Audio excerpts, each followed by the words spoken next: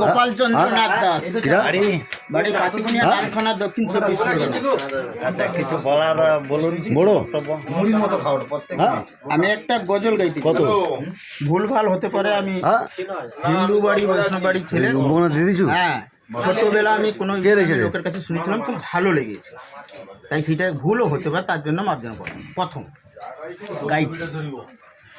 কোথা থেকে এলেন তুমি, কোথায় তোমার বাড়ি? মক্কা থেকে এলাম আমি, মদিনাতে বাড়ি। দুর্বারতে বসে আমি ভাবিতে পারি না, খোদা মোর নিয়ে চলো মক্কা মদিনা।